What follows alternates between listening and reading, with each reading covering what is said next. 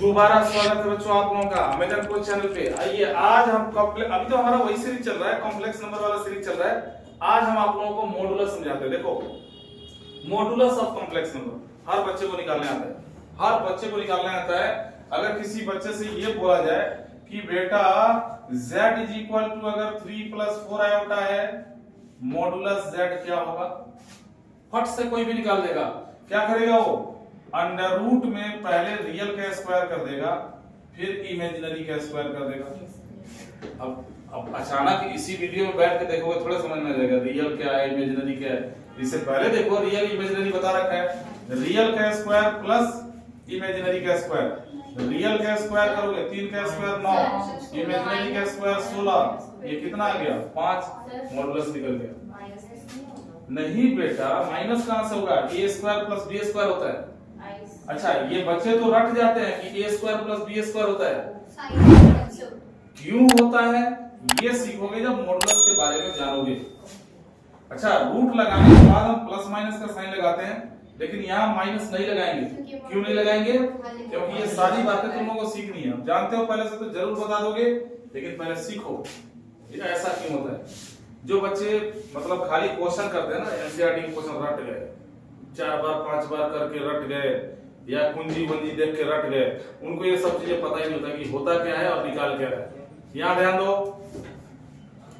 जिस प्रकार आप XY प्लेन बनाते हो उसी प्रकार कॉम्प्लेक्स नंबर में ऑर्गेंट प्लेन होता है, या इसको हम गॉसियन प्लेन भी बोलते हैं। ऑर्गेंट या गॉसियन प्लेन, ये जो एक्स एक्सिस होता है इसको हम रियल एक्सिस बोलते हैं कॉम्प्लेक्स नंबर की भाषा में, रियल एक्सिस। और जो वाई एक्सिस होता है इसको हम बोलते हैं इमेजिनरी एक्सिस। अगर मान लो आपको z is equal to a plus iota भी मिल गया और इसको गॉसियन प्लेन पे रिप्रेजेंट करना है, तो सबसे पहले ये देखो कि ये जो कॉम्प्लेक्स नंबर लिखा है स्टैंडर्ड फॉर्म में, इसका रियल पार्ट क्या है, यानी REZ क्या है, रियल पार्ट ऑफ z क्या है a, और इमेजिनरी पार्ट ऑफ z क्या है आयोटा नहीं b। अब ये कोई रियल नंबर ही तो होगा, a और b क्या होता है, ये रियल नंबर्स होते हैं। तो आप रियल एक्सिस पे पहले a को ढूंढो, रियल एक्सिस पे आप a को ढूंढोगे। मान लो आपको मिल गया a यहाँ पे a,0। इमेजिनरी एक्सिस पे b को ढूंढो, इमेजिनरी पे b को ढूंढोगे, यहाँ आपको मिल गया 0,b। और इन दोनों के सामने एक पॉइंट मिलेगा आपको AB, ये हो गया Z और इसका कोऑर्डिनेट क्या होगा AB। इस तरीके से हम किसी भी कॉम्प्लेक्स नंबर को ऑर्गेन प्लेन पे दिखाते हैं, रिप्रेजेंट करते हैं।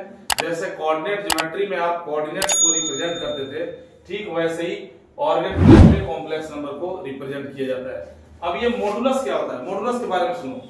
Modulus is distance of a complex number from the origin on the organ plane, and modulus always denoted by mod z। अगर z का मॉडुलस निकालोगे तो कैसे लिखोगे, ऐसे जो यहाँ पे लिखा हुआ है mod z।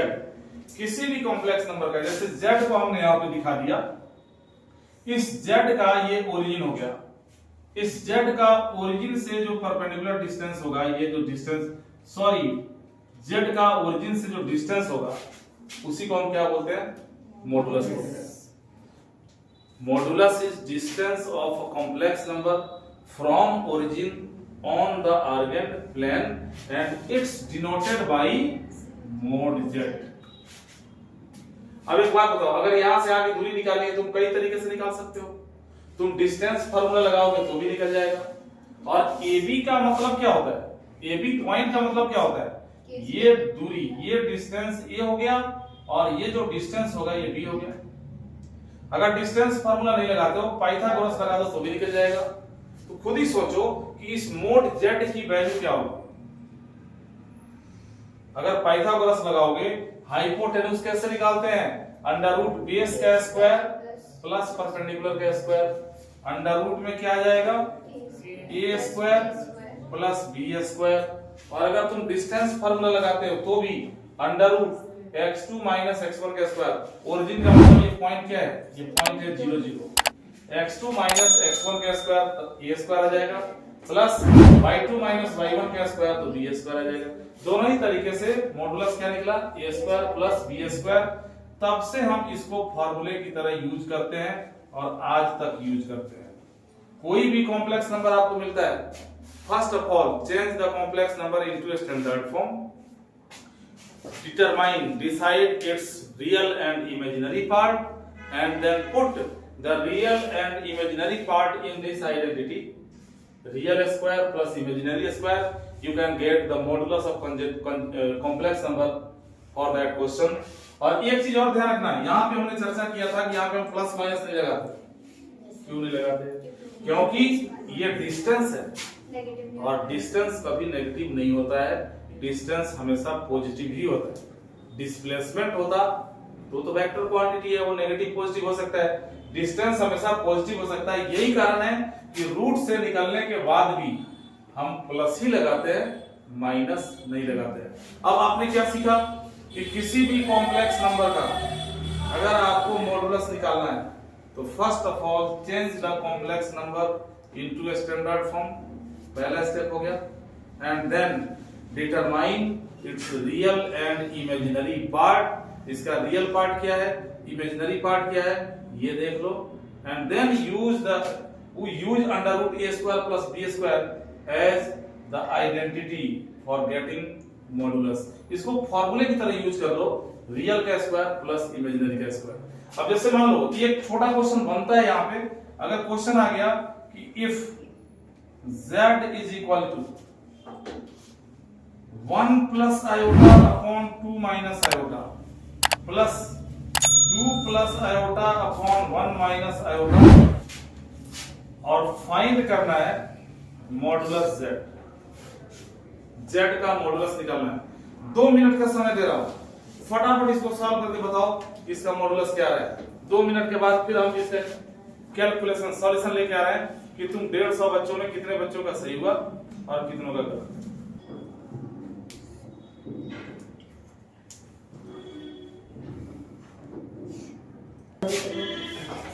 मैक्सिमम बच्चों का आंसर आप में से 7 रूट 10 अपॉन 10 है। देखते हैं किसका सही आंसर क्या है। तो सबसे पहले हम क्या करेंगे, इसको स्टैंडर्ड फॉर्म में लेके आते हैं। स्टैंडर्ड फॉर्म में लाने के लिए हमने क्या किया, एलसीएम कर दिया। जब इन दोनों का एलसीएम करोगे, सभी बच्चे ध्यान से देखेंगे, कहीं मिस्टेक अगर हुआ होगा तो पता चल जाएगा, ये एलसीएम हो गया। अब इसका इंटू इसे करोगे, a plus b into a minus b, ये हो गया a square minus b square, plus a plus b into a minus b, ये हो गया a का स्क्वायर माइनस b का स्क्वायर। चलो इसको कैलकुलेट करते हैं, ये 1 हो गया, आयोटा स्क्वायर कितना होता है, तो जब यहाँ -1 डालोगे तो हो जाएगा प्लस का 1, प्लस में 4 हो गया, फिर आयोटा स्क्वायर -1 डालोगे प्लस का 1, नीचे इन दोनों को मल्टीप्लाई कर दो, 2 1 जा 2, 2 का माइनस आयोटा से -2 आयोटा, आयोटा का 1 से माइनस आयोटा, आयोटा का आयोटा से प्लस आयोटा स्क्वायर। 4 5 6 7, ये 7 अपॉन आयोटा स्क्वायर -1 डाल दोगे तो ये -1 और +2 प्लस का 1 हो गया, और 2 और 1 3 माइनस का 3 आयोटा हो गया। स्टैंडर्ड फॉर्म में लाने के लिए इसको रैशनलाइज करोगे, यानी 1 प्लस 3 आयोटा से ऊपर भी इंटू और 1 प्लस 3 आयोटा से नीचे भी इंटू। अब क्या होगा, 7 इंटू 1 प्लस 3 आयोटा ऊपर और नीचे a minus b into a plus b, a का स्क्वायर माइनस b का स्क्वायर करोगे 9 आयोटा स्क्वायर हो गया। 7 से इंटू करो, 7 1 जा 7, 7 से 3 का इंटू करो plus 21 iota upon 1 minus iota square -1 डाल दोगे तो हो जाएगा प्लस का 9। ये क्या मिला आपको, ये मिल गया 7 प्लस 21 आयोटा अपॉन में हो गया 10। स्टैंडर्ड फॉर्म में लिखना है इस z को, तो रियल पार्ट को अलग करो, 7/10 प्लस 21/10। बच्चों इतना मेहनत तो करना ही पड़ेगा। जब यहां तक पहुंच जाओगे, जब स्टैंडर्ड पार्ट तक पहुंच जाओगे, तब निकालोगे मॉडुलस। तो जब भी किसी भी क्वेश्चन में मॉडुलस निकालना हो, स्टैंडर्ड फॉर्म में पार्ट में कन्वर्ट करना है, स्टैंडर्ड फॉर्म में कन्वर्ट करना जरूरी होगा। अब मॉडुलस z क्या होगा, अब लगाओ formula a square plus b square, इस a का स्क्वायर कर दो, 7/10 का स्क्वायर कर दो, प्लस में b का स्क्वायर कर दो, 21/10 का स्क्वायर कर दो। a का स्क्वायर करोगे कितना आएगा 49/100, b का स्क्वायर करोगे 441/100। आगे देखो ये बन जाएगा अंडर रूट, दोनों का एलसीएम कर दोगे हो जाएगा 100, और 49 को 441 से जोड़ दोगे 490, 0 काट दिया, 49 का हो गया अंडर रूट 7 और अपॉन में रूट 10। आप इतना भी छोड़ सकते हो, और आप लोगों का आंसर बिल्कुल सही था कि अगर रूट 10 से ऊपर नीचे इंटू कर दोगे तो ऊपर 7 रूट 10 हो जाएगा, नीचे 10 हो जाएगा, 7 रूट 10 अपॉन 10। बहुत अच्छी बात है, बढ़िया सीख रहे हो। ऐसे ही कंटिन्यूअस अमेजन कोच पे वीडियोज को वॉच करते रहो, और इनसे रिलेटेड जो क्वेश्चंस हैं, चाहे आपके पास कोई सा भी बुक हो, उनको सॉल्व करते रहो, अच्छा करोगे। ओके, तो ये मॉडुलस का कांसेप्ट हमारा खत्म हुआ। अगले लेक्चर में हम लेके आते हैं आपके सामने कंजुगेट। ये कंजुगेट होता क्या है, हम ऐसे नहीं सिखाएंगे कि कंजुगेट निकालना, अरे वो तो 2 सेकंड में सीख जाओगे। कंजुगेट होता क्या है, कंजुगेट का मीनिंग क्या है, ये बात हम आपको बताएंगे। ठीक है बच्चों, इंतजार करो अगले लेक्चर का।